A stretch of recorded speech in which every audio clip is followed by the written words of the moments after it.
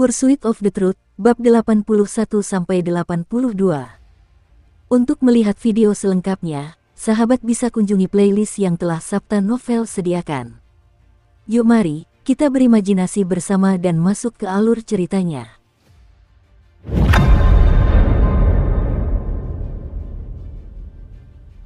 Aku ingin kembali, aku ingin pergi, teriak Suming. Didorong oleh amarah yang paling hebat yang pernah ia rasakan selama 16 tahun hidupnya, ia terus menerobos pintu.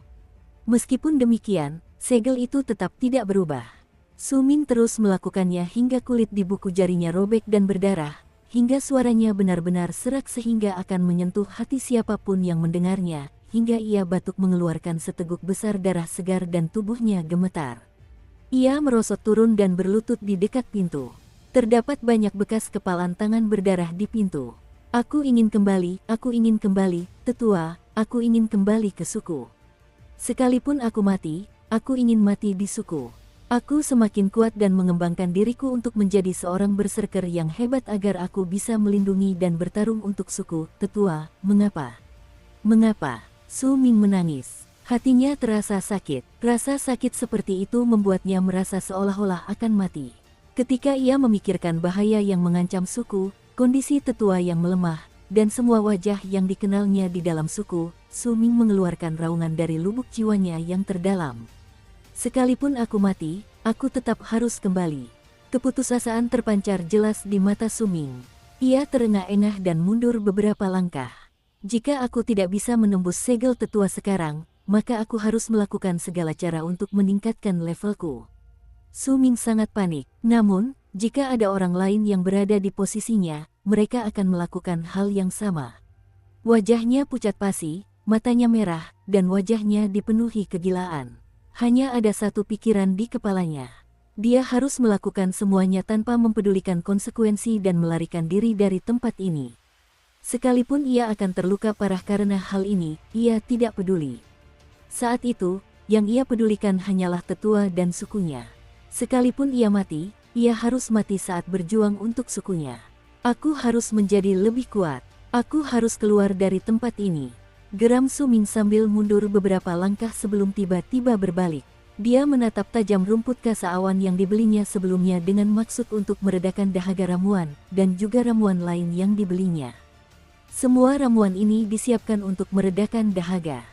Suming tahu betul bahwa meskipun dia menghancurkannya menjadi cairan dan meminumnya, dia tidak bisa meminum terlalu banyak sekaligus. Seorang berserker yang melakukan itu akan menyebabkan bahaya besar bagi tubuhnya sendiri. Lagi pula, pertumbuhan yang mantap dan bertahap diperlukan dalam berlatih jalan berserker. Namun Suming tidak peduli dengan itu. Jika dia bahkan bisa mengorbankan nyawanya sendiri, maka dia tidak akan peduli dengan luka-luka seperti itu. Seberapa parah pun lukanya, dia tidak akan pernah menyesalinya. Dia tidak akan pernah menyesalinya. Suming duduk bersila, matanya masih merah. Dia mengambil tas berisi rumput kasa awan. Tidak ada waktu baginya untuk menghancurkan ramuan itu. Suku yang berada dalam bahaya, tetua yang melemah, dan segala hal lainnya membuatnya terpuruk dalam keputusasaan yang lebih dalam dari apapun yang pernah dia rasakan sebelumnya. Matanya merah padam saat ia mengambil banyak rumput kasa awan dan memasukkannya ke dalam mulutnya, mengunyah dengan ganas hingga sarinya keluar, lalu meludahkan sisanya. Sarinya pahit, tetapi dibandingkan dengan kepahitan yang dirasakan Suming di hatinya, itu tidak ada apa-apanya. Ia mengunyah dan menelan lagi, dan setelah selesai, Suming mengambil sejumlah besar rumput kasa awan lagi dan memasukkannya ke dalam mulutnya, menelan sarinya dengan rakus. Perlahan-lahan, tubuhnya mulai gemetar. Seolah-olah ada api yang memeransau di dalam tubuhnya, menyebabkan tubuhnya basah kuyup oleh keringat. Semua pembuluh darah yang sebelumnya muncul terlihat di tubuhnya. Ke-160 pembuluh darah itu memancarkan cahaya merah, menyelimuti seluruh rumah dengan cahaya, membuat tempat itu tampak seperti neraka merah darah. Ada tatapan tekad dan kegilaan yang mengejutkan di wajah Suming, yang dikelilingi oleh cahaya merah darah itu. 10, 30, 50, hingga Suming menelan sari dari 100 lembar daun yang ada di dalam tasnya. Setelah memuntahkan sisa sari daun tersebut, rasa sakit yang tajam muncul di tubuhnya. Rasa sakit itu berasal dari perutnya. Dia tahu bahwa ini adalah akibat dari mengonsumsi terlalu banyak rumput kasa awan. Jika dia terus melakukannya, rasa sakit itu hanya akan semakin parah dan akhirnya akan menyebar ke seluruh tubuhnya. Namun pada saat yang sama, ia merasakan api yang membakar tubuhnya semakin kuat, pembuluh darahnya juga tampak membesar. Begitu merasakan hal itu, Su Ming tanpa ragu mengeluarkan sekantong rumput kasa awan lagi. Waktu berlalu sedikit demi sedikit, dan tak lama kemudian, 1 jam telah berlalu. Selama 1 jam itu, Su Ming menelan sari dari 700 rumput kasa awan. Ini mungkin sesuatu yang tak terbayangkan dan sulit dipahami bagi orang lain, tetapi Su Ming benar-benar telah melakukannya. Ia terus gemetar, rasa sakit yang tajam menyebar ke seluruh tubuhnya. Ada juga rasa sakit tumpul di dadanya. Ia belum mencerna semua cairan di tubuhnya, tetapi ia masih memiliki banyak ramuan yang tersisa. Namun, ia merasa seolah-olah tidak dapat menelan setetes pun lagi. Su Ming juga merasa seperti akan muntah, tetapi ia mengerang dan menahannya. Sensasi terbakar di tubuhnya mencapai puncaknya, seolah-olah akan meledak di dalam dirinya. Su Ming dengan cepat mengangkat tangan kanannya dan memukul dadanya. Seolah api di dalam tubuhnya berkobar dengan raungan. Saat amarah itu meletus, kabut darah keluar dari seluruh pori-pori tubuh Su Ming. Terdengar suara teredam dari dalam kabut itu, dan pembuluh darah di tubuhnya semakin membesar saat itu juga. Ke-161, ke-162, ke-163, dan itu baru berhenti ketika pembuluh darah ke-167 muncul di tubuhnya. Wajah Su Ming pucat pasi. Dia berdiri dan meninju pintu. Tinjuannya menghantam pintu dengan keras, dan pintu itu bergetar. Darah segar menetes di sudut bibir Su Ming. Dia terhuyung beberapa langkah ke belakang dan meraung ke langit. Tidak cukup, tidak cukup. Dalam kepanikannya, Su Ming segera mengeluarkan sekantong rumput kasa awan lagi. Dia tahu bahwa tubuhnya tidak lagi mampu menyerap ramuan-ramuan ini, tetapi dia tetap menelannya tanpa ragu-ragu. 700, 800, 900 cairan hijau mengalir keluar dari sudut bibir Su Ming. Rasa sakit yang dirasakannya di tubuhnya membuat semua pembuluh darah di tubuhnya menonjol. Rasa sakit dan panas yang membakar meletus sekali lagi seiring dengan bertambahnya jumlah pembuluh darah. Namun, pembuluh darah baru itu tidak lagi berwarna merah darah. Pembuluh darah itu ternoda darah dan tampak kusam. Itu adalah tanda bahwa tindakan ceroboh Su Ming telah menyebabkan tubuhnya terluka parah. Namun Su Ming tidak peduli. Pembuluh darah di tubuhnya membesar dengan kecepatan yang mengerikan, 168, 169, 170, dan terus berlanjut hingga mencapai angka 173. Su Ming bergegas keluar dan membanting pintu. 1 pukulan, 2 pukulan, 3 pukulan, pintu bergetar hebat, tetapi tetap terkunci. Buka, Su Ming meraung. Kali ini, dia tidak menggunakan tinjunya, tetapi menggunakan kepalanya untuk membentur pintu. Terdengar raungan menggelegar, dan retakan muncul di pintu, menyebabkan sebagian salju di gambar patung dewa berserker dari suku gunung kegelapan berjatuhan sambil bergetar. Setetes darah mengalir dari dahi Su Ming. Matanya memerah. Dia tidak peduli dengan rasa sakitnya. Begitu melihat celah di pintu, dia langsung menabraknya lagi. Namun pada akhirnya, pintu itu hanya terbuka sedikit. Dia tidak bisa membukanya lebih lebar lagi. Keputusasaan terpancar di mata Su Ming. Dia tertawa terbata-bata, meraih semua kantung herbal yang tersisa, lalu membanting tangannya ke atasnya. Terdengar suara dentuman keras, dan semua kantung kulit berisi rumput kasa awan pecah. Rumput kasa awan di dalamnya terkumpul menjadi satu dan berubah menjadi bola seukuran kepala. Ketika Su Ming membanting tangannya sekali lagi, suara dentuman kembali terdengar, dan semua rumput kasa awan hancur. Sejumlah besar sari keluar dan berubah menjadi percikan hujan hijau, yang semuanya masuk ke mulut Su Ming saat dia menarik napas dalam-dalam. Saat Su Ming menelan cairan itu, raungan menggema di sekujur tubuhnya. Mirip dengan kegilaannya, pembuluh darah di tubuhnya membesar dengan kecepatan yang sangat tinggi, 175, 177, dan berhenti tiba-tiba ketika angka mencapai 189. Ada cahaya merah pucat yang menyelimuti seluruh tubuh Su Ming. Dia melangkah maju dan menabrak pintu. Saat suara benturan bergema di sekitarnya, pintu terbuka sedikit lebih lebar. Salju semakin banyak berjatuhan dari patung dewa berserker dari suku Gunung Kegelapan yang terbuat dari salju. Bahkan muncul retakan samar pada patung tersebut. Tangan Su Ming berlumuran darah. Seluruh pintu kini berlumuran darah. Pada saat itu, Su Ming tampak menyedihkan. Seolah-olah dia telah berubah menjadi orang lain. Ada noda darah di rambutnya. Wajahnya, yang tadinya bersih dan tampan, kini berubah menjadi tatapan ganas yang dipenuhi kegilaan. Aku ingin kembali ke suku. Aku ingin berjuang untuk suku. Aku ingin kembali. Suara Su Ming benar-benar serak. Begitu melihat pintu terbuka sedikit, dia membenturkan kepalanya ke pintu lagi.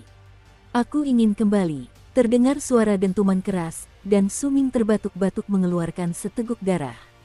Namun, dia kembali mendobrak pintu tanpa ragu-ragu. Saat dia terus mendobrak pintu itu semakin terbuka lebar. Retakan juga muncul di patung dewa berserker di luar. Sepertinya dia hendak melarikan diri dari ruangan itu. Namun, ketika retakan itu melebar hingga selebar setengah jari, retakan itu berhenti. Tingkat kekuatan Su Ming saat ini hanya mampu melakukan hal itu. Seharusnya tidak masalah jika memang demikian, tetapi begitu retakan itu berhenti, retakan itu mulai menutup kembali. Tetua, Su Ming meraung kesakitan. Saat ia melihat pintu yang telah ia susah payah buka tertutup kembali tepat di depan matanya, Su Ming panik dan segera mengeluarkan sebuah botol kecil. Di dalamnya terdapat 3 tetes darah berserker dari alam transenden. Su Ming mengangkat kepalanya dan tanpa ragu menuangkan isi botol itu ke mulutnya, tetapi hanya 1 tetes yang jatuh. 2 tetes lainnya sepertinya telah mencapai semacam penghalang dan tidak bisa jatuh. Su Ming tahu bahwa ini adalah perlindungan dari tetua agar dia tidak menyalahgunakannya. Saat darah berserker jatuh ke mulutnya, Su Ming langsung merasa seolah darah di pembuluh darahnya mendidih. Dia membuka mulutnya dan memuntahkan darah berserker itu. Dia mengangkat tangan kirinya dan menunjuk ke arahnya, dan darah berserker itu langsung meledak, berubah menjadi gumpalan kabut yang masuk melalui telinga, hidung, mata, dan mulutnya saat dia menghirupnya. Saat kabut yang terbentuk dari darah berserker memasuki tubuh Su Ming, seluruh tubuhnya berubah menjadi merah. Sejumlah besar energi meledak di dalam tubuhnya. Pada saat itu, pembuluh darah di tubuhnya juga membesar dengan kecepatan luar biasa.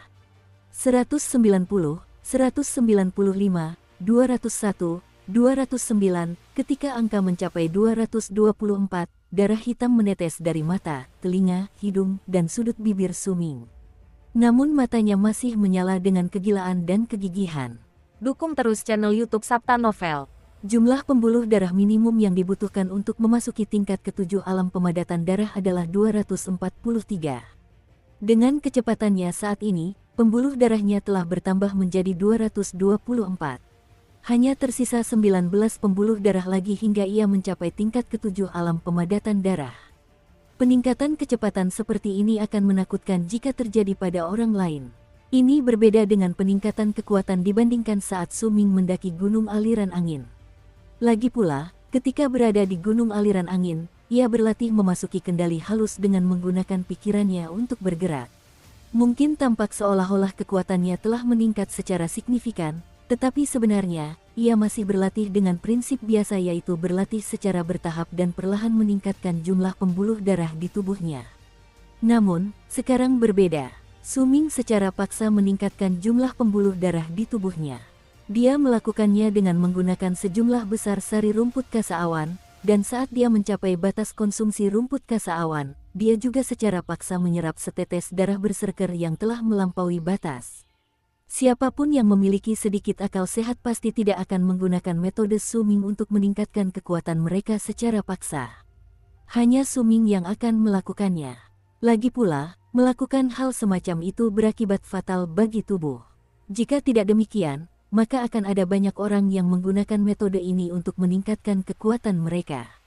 Namun, apakah ada cara lain bagi Su Ming?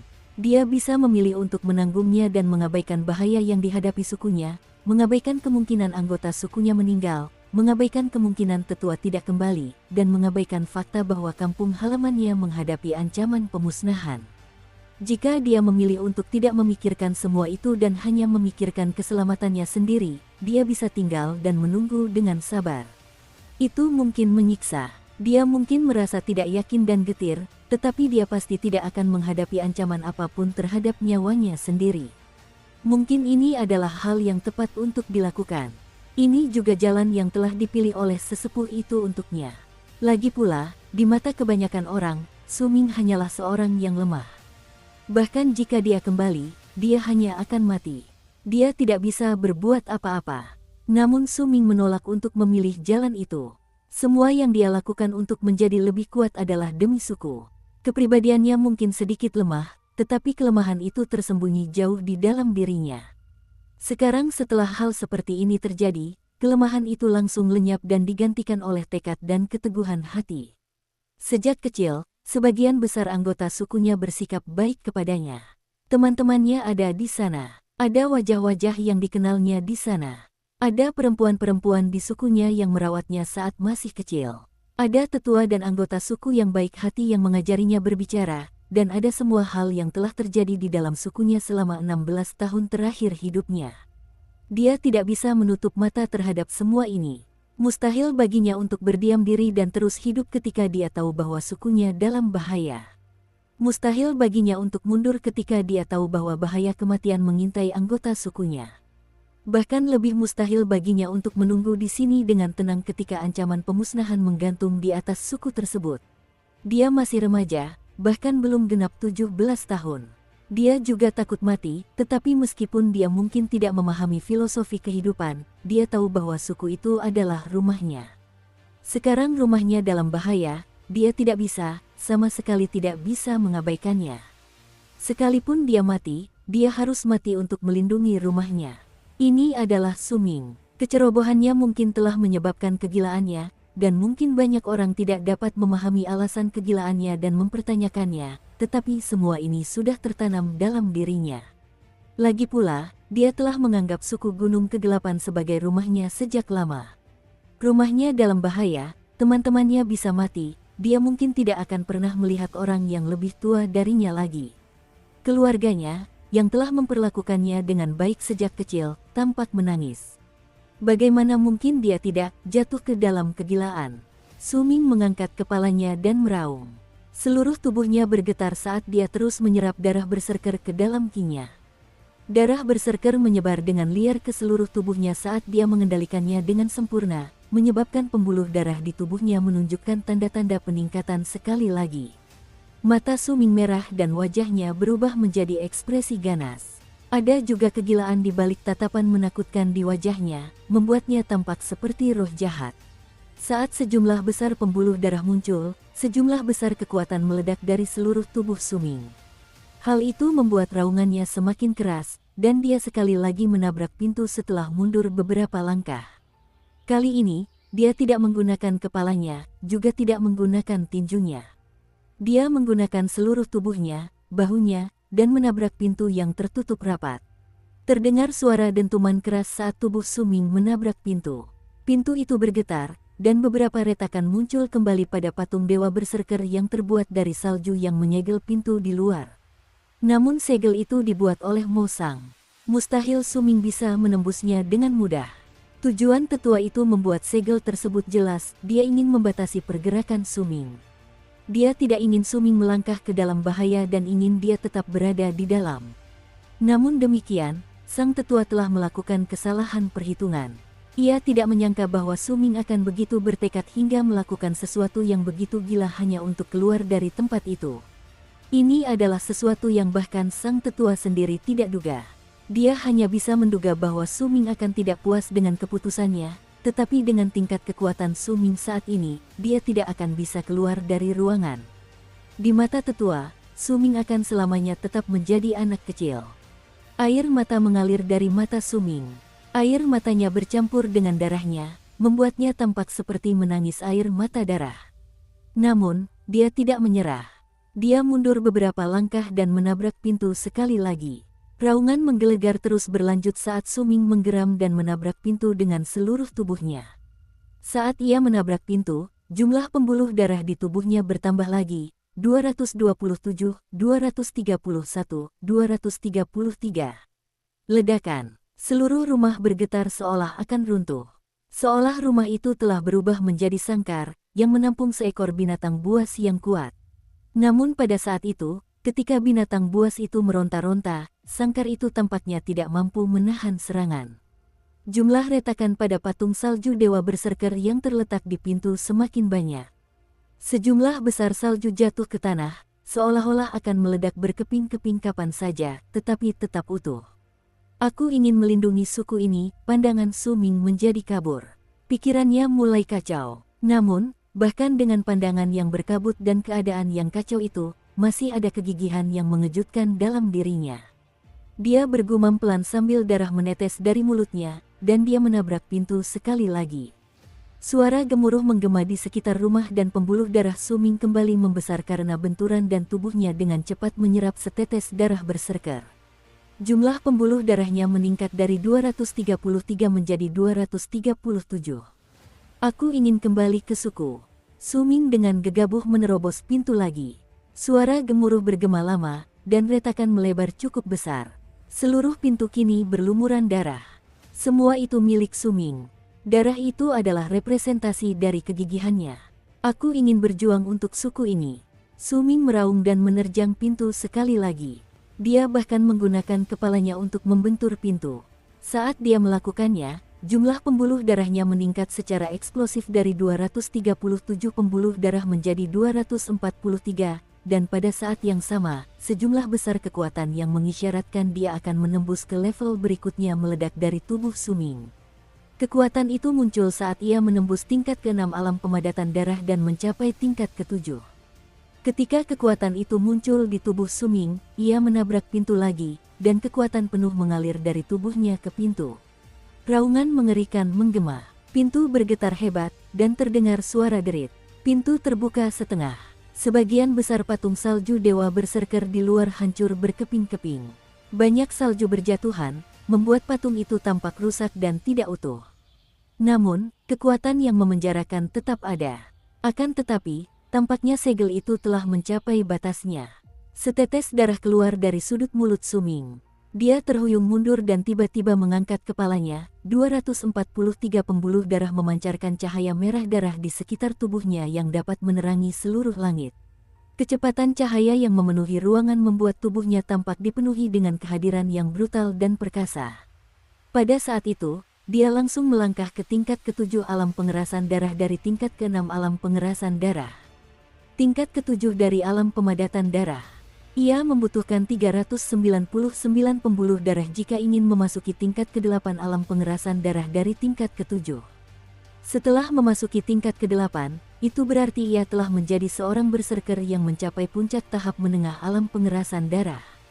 Dengan satu langkah lagi, ia akan naik ke tingkat ke-9, dan ia dapat menyebut dirinya sebagai seorang prajurit di tahap akhir alam pengerasan darah.